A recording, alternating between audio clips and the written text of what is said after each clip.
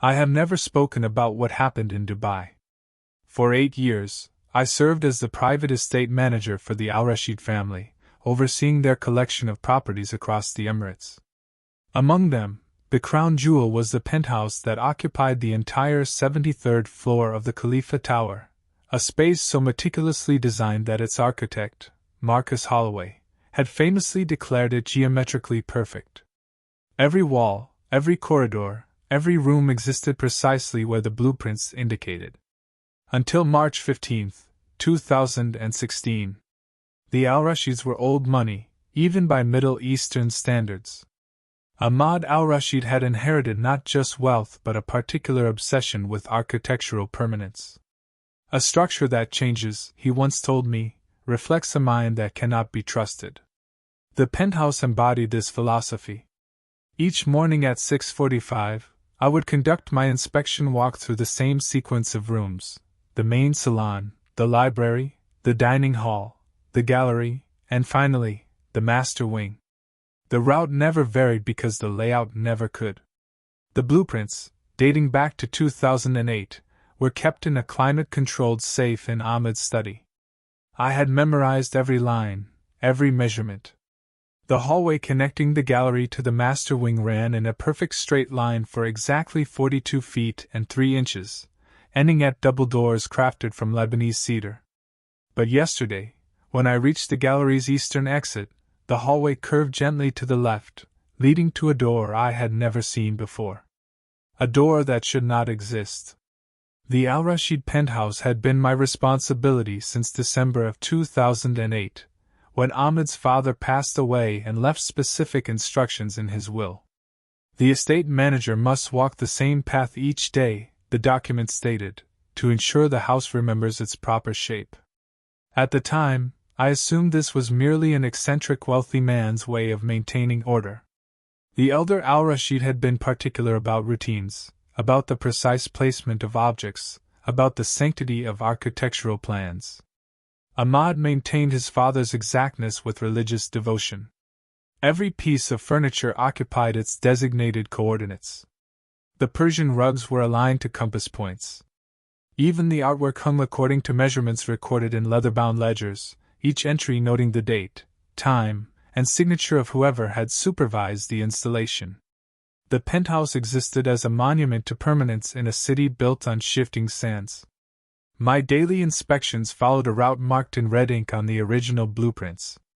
From the private elevator, I would move clockwise through 12 principal rooms, documenting any discrepancies in a log that had remained blank for over 7 years. The hallway to the master wing was always the final checkpoint, a straight corridor with mahogany panels, Persian runner, and indirect lighting that cast no shadows. 42 feet and 3 inches of unbroken sight line. But on March 14, 2016, as I approached the gallery's eastern exit for my evening inspection, the familiar straight line had acquired an impossible curve. The mahogany panels continued seamlessly, the runner remained perfectly aligned, yet the hallway bent leftward towards something that had never been there before. I stood at the gallery's threshold for exactly 14 minutes, according to my watch, staring at the impossible curvature. The hallway maintained every familiar detail, the same crown molding, the same brass fixtures, the same subtle fragrance of sandalwood that Ahmad preferred, yet it defied the architectural reality I had known for 8 years. The bend was gentle, almost natural, as if the corridor had always followed this path and my memory was somehow mistaken. But I was not mistaken. That morning's inspection had confirmed the straight line. My log entry, written in blue ink at 7:15 a.m., recorded master wing corridor, nominal. No variations observed. Now, at 6:30 in the evening, that same corridor curved toward a door painted in deep emerald green, with brass fittings that matched the penthouse's other hardware perfectly. It appeared as if it had been installed by the original craftsman, aged appropriately, belonging completely to the space. I retrieved the blueprints from Ahmed's study. The plans, sealed in their protective covering, showed exactly what I remembered, a straight corridor ending at the cedar double doors. No curves. No additional entrances. No emerald door. I compared the architectural drawings with my view of the actual hallway 3 times, measuring angles with the spirit level I kept for routine maintenance checks. The measurements confirmed what my eyes saw. The corridor now bent at a 15-degree angle precisely 28 feet from the gallery exit, creating space for a door that existed in reality but not on paper. A door that hummed, barely audibly, as if something behind it was gently vibrating in rhythm with the building's ventilation system. I called Ahmad immediately. "Sir, there appears to be a minor architectural discrepancy in the master wing corridor." I had learned to phrase anomalies carefully when dealing with a man who valued precision above comfort. "The hallway seems to have developed a slight deviation from the original plans." The silence lasted so long I wondered if the call had dropped. Finally, Ahmed's voice came through, strained in a way I had never heard before. "You are seeing a door, aren't you? Green door, brass fittings." It was not a question. "Yes, sir. But the blueprints show no such. My father warned me this might happen." Ahmed's breathing sounded labored. "He said the house would eventually remember what we tried to forget." "I need you to listen carefully, Hassan. Do not approach that door. Do not touch it. Do not attempt to open it under any circumstances. Should I contact building security?" "Security cannot help with this." Ahmad paused, and I heard papers rustling in the background. "My father built something into this penthouse, something he later regretted. The original plans were altered, certain spaces were reconfigured. We thought we had permanently sealed those areas, but apparently, the house has other intentions." I asked what he meant by "the house has other intentions," but Ahmad had already ended the call. I remained in the gallery, watching the emerald door from a distance of 43 feet, noting that it appeared completely solid yet somehow seemed to breathe.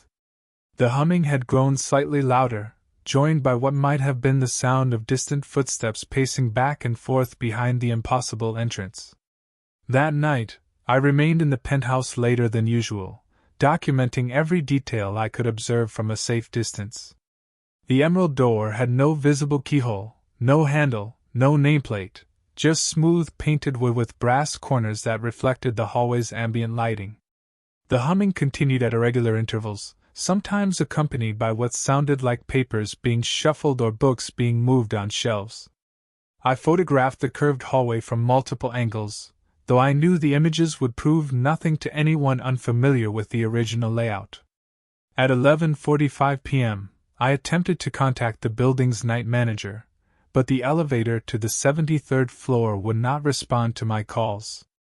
The control panel showed all systems functioning normally, yet the car remained stationary at the ground level. I was effectively trapped with whatever Ahmed's father had tried to erase from his architectural legacy. Using the service stairs seemed inadvisable, 73 flights in the dark, with no guarantee the stairwell doors would open from inside. Instead, I settled into the library's reading chair, where I could maintain visual contact with the gallery entrance while reviewing the penthouse's maintenance records. Ahmed's father, Khalil al-Rashid, had been obsessive about documentation, yet I noticed significant gaps in the construction logs from April through September of 2008. During that period, work had apparently stopped and resumed multiple times without explanation. Invoices showed payments to contractors I couldn't identify, for materials described only as specialty architectural elements and custom privacy installations. The final entry, dated September 23, was written in Khalil's own handwriting: "Project terminated. All evidence sealed. May Allah forgive what we have concealed." At 1:37 a.m., the emerald door opened. I watched from the library as it swung inward without sound, revealing not a room but absolute darkness, a blackness so complete it seemed to absorb the hallway's light rather than simply lacking illumination. No figure emerged, no sound escaped, yet the doorway emanated a presence that made the air feel heavier, more difficult to breathe. The humming stopped. In its place came something worse, the unmistakable sound of a child weeping. I had served the al-Rashid family long enough to know their history.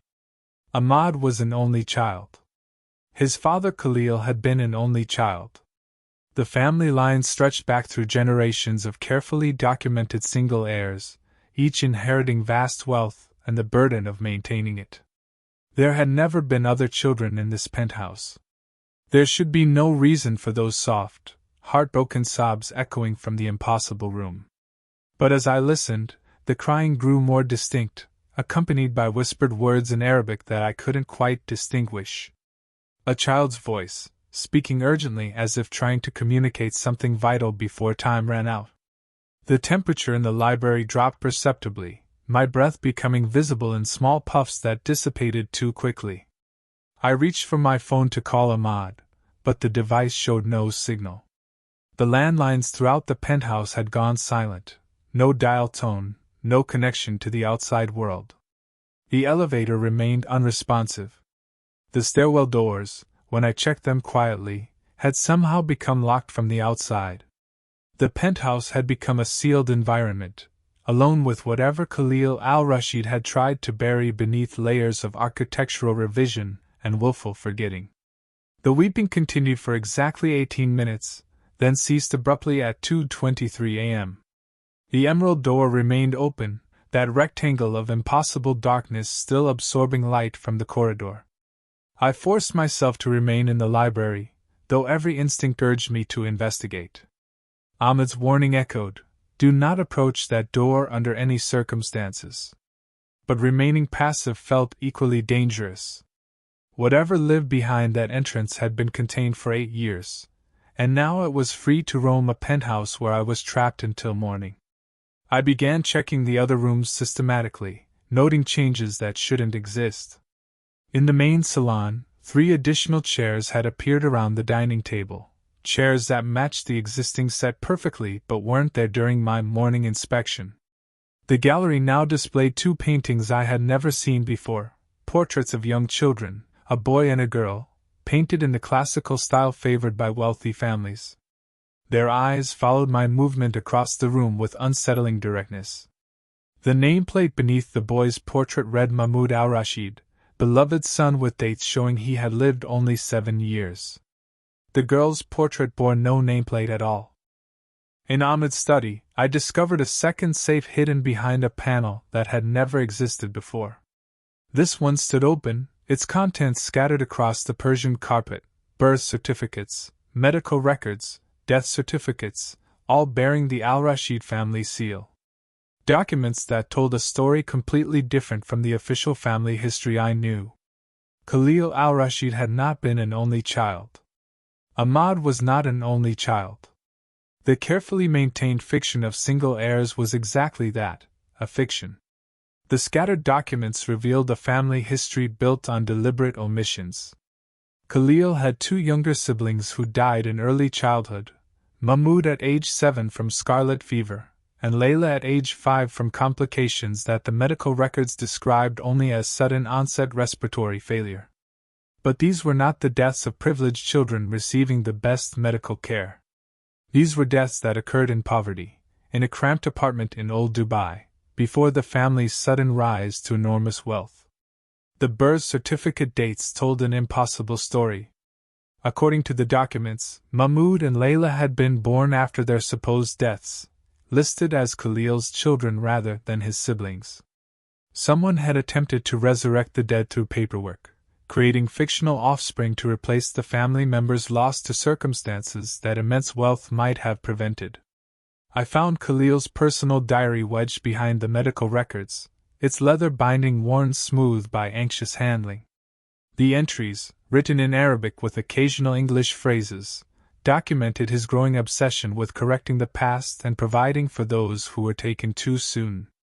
The final entries, dated during the construction gaps I had noticed, described elaborate plans for preparation of appropriate accommodations and ensuring permanent residence within the estate. The diary's last page contained architectural sketches of rooms that didn't appear on any official plans: nurseries, playrooms, a small library designed for children. Spaces that Khalil had built into the penthouse's hidden geometry, then sealed away when his attempts to house the dead proved more successful than he had anticipated. Outside, in the curved hallway, I could hear small footsteps beginning to explore their expanded territory. The footsteps were small but deliberate, moving through the penthouse with the confidence of children who knew every corner of their home. I remained in Ahmed's study, surrounded by evidence of Khalil's desperate attempt to undo a past that wealth could not actually repair. The sound suggested two distinct gates, one quick and light, belonging to someone very young, and another more measured, as if an older child was leading a younger sibling through familiar rooms. At 3:47 a.m., they reached the study door. The footsteps stopped just outside, followed by whispered conversation too soft to understand. Then, slowly, the door handle turned. I watched it rotate with mechanical precision, though no hand was visible on the brass fixture. The door opened to reveal the hallway beyond, empty of any physical presence, yet unmistakably occupied. "You found our papers," a young voice said in accented English. The speaker remained invisible, but the words came from approximately 4 feet above the ground, the height of a 7-year-old child. "Papa kept them hidden, but we always knew where they were." A second voice, higher and more hesitant, added, "He built us rooms, but then he was frightened. He made the walls thick so no one could hear us crying." I forced myself to respond calmly, as I would to any children under my care. "I am Hassan. I work for your family." "Are you Mahmoud and Layla?" "We are," the first voice replied. "But we are not supposed to exist. Papa made sure everyone forgot we were ever born. Everyone except Uncle Ahmad. He remembers, but he pretends he doesn't." The air in the study grew colder as their presence intensified. "Uncle Ahmad visits us sometimes," Layla's voice continued, sweet and trusting despite the circumstances. "He brings toys and leaves them outside our door. But he never stays to play. He cries when he thinks we cannot hear him." The revelation struck me like ice water.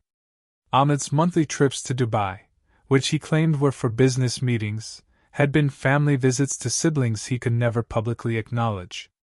The emergency calls, the sudden schedule changes, the private flights, all of it had been orchestrated around maintaining contact with children who existed in the spaces between official reality and architectural impossibility.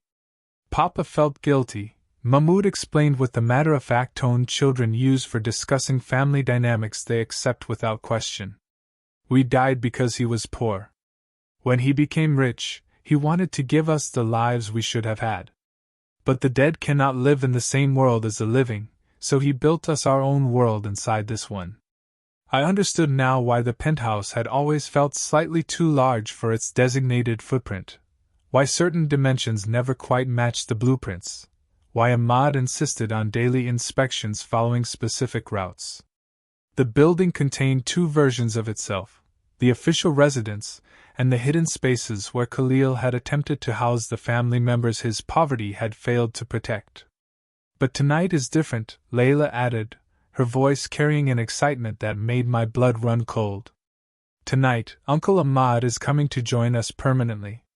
He called Papa's lawyers yesterday. He signed the papers that will let him stay."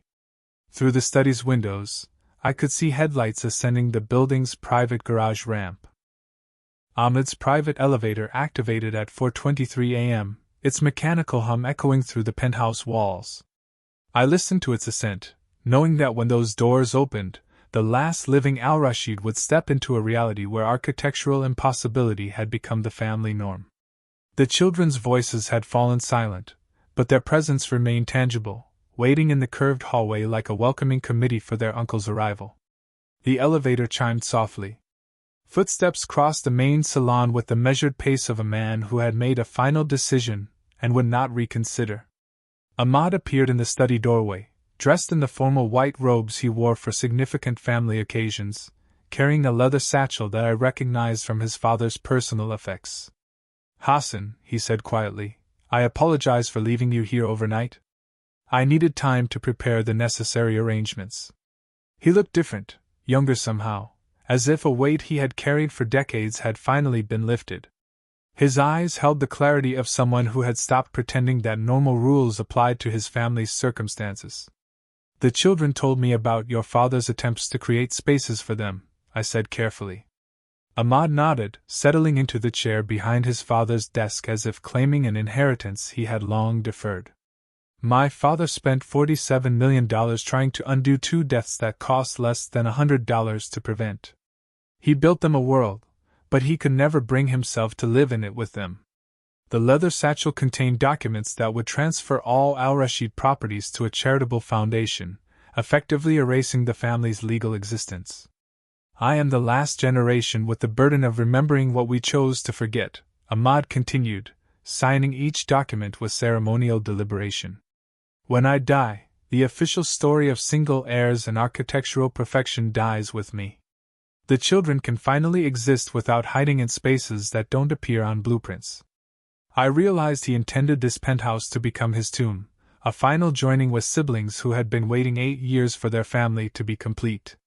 The charitable foundation would maintain the building as a private memorial, with instructions that no renovations ever alter its impossible geometry. The elevator will take you down, Ahmad said, handing me a final employment contract that included a substantial pension and a confidentiality clause worth more than most people earn in a lifetime. My lawyers have specific instructions about your discretion regarding family matters that fall outside conventional understanding. As I prepared to leave, Mahmoud's voice whispered from the hallway, "Tell people we were loved, even if you cannot tell them we existed." I gathered my personal effects and walked toward the private elevator, leaving Ahmad alone with the children whose deaths had shaped 3 generations of guilt and architectural impossibility. The emerald door remained open, no longer leading to darkness but to warm light and the sound of family reunion. The elevator descended smoothly, carrying me away from a world where grief could reshape reality and love could resurrect the dead within walls that remembered everything money tried to forget.